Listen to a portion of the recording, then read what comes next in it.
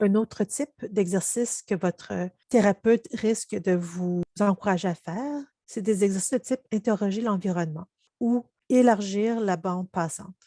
Souvent, les gens qui souffrent d'anxiété sociale ont une idée très précise de ce qui est acceptable socialement.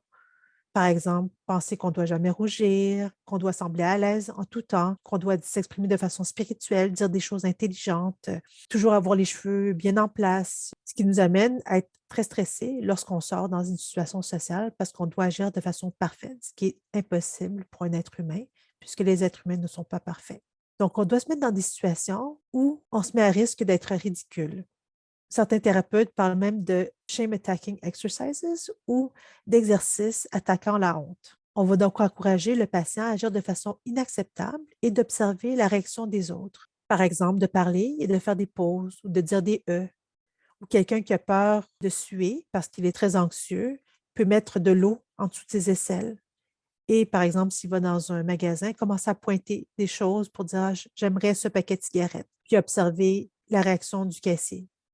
De trembler, pour les personnes qui ont peur de trembler, d'aller dans un restaurant puis faire exprès de trembler, d'échapper son verre, faire exprès d'exprimer son opinion, d'ignorer une connaissance également dans la rue. Avant de faire cette expérience, il est possible que votre thérapeute vous aide en faisant un sondage. Que penseriez-vous si la catastrophe que vous appréhendez survenait? Donc, par exemple, si vous avez peur de rougir, votre thérapeute peut demander à des personnes autour d'elle et de l'enregistrer pour vous le montrer. Qu'est-ce que vous penseriez d'une personne qui rougissait? Ou par exemple, si vous craignez le fait de suer abondamment, qu'est-ce que vous penseriez si la personne vous parlait et qu'elle commençait à suer? Souvent, vous réaliserez en écoutant le sondage que les gens sont compréhensifs. Il est possible que votre thérapeute vous accompagne dans ces expériences comportementales d'élargir la largeur de bande, des exercices pour attaquer la honte, comme par exemple, il m'est déjà arrivé de me promener dans la rue avec une canette au bout d'un fil que je traînais comme un chien. Je demandais aux passants de me regarder, de regarder la réaction des gens. Finalement, personne ne me regardait.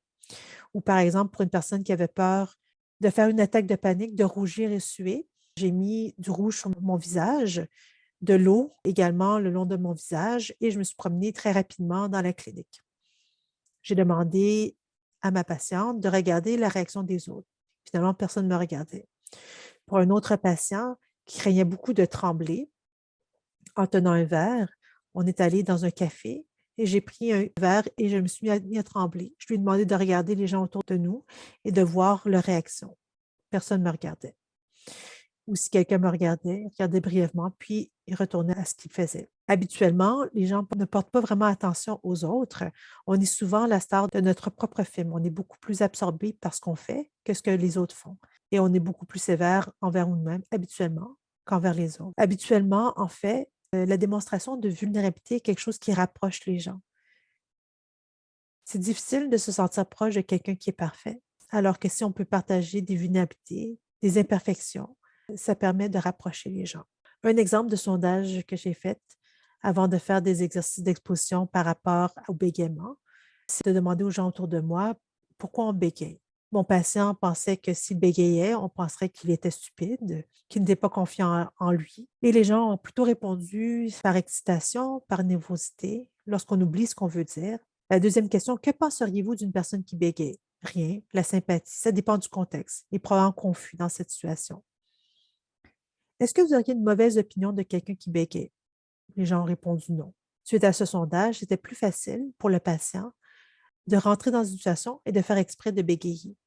Lorsqu'il l'a fait, il a réalisé que personne ne semblait très préoccupé par cette situation et que personne n'en a fait de cas. Ça lui a permis d'avoir plus de confiance pour entamer des conversations sans avoir peur qu'on le juge s'il bégayait de temps en temps. Il ne marchait plus sur la corde raide. Pour vous aider à faire des expositions et élargir la bande passante, parfois il est utile de regarder un peu les gens autour de vous, les gens que vous appréciez. Est-ce qu'eux, ils sont parfaits? Est-ce qu'ils agissent tout le temps de façon complètement fluide ou est-ce qu'ils font des erreurs et que vous les aimez pareil? Si c'est le cas, vous pourrez peut-être vous dire que ça va être la même chose pour vous, que les gens peuvent vous considérer avec sympathie, même si vous n'êtes pas parfait.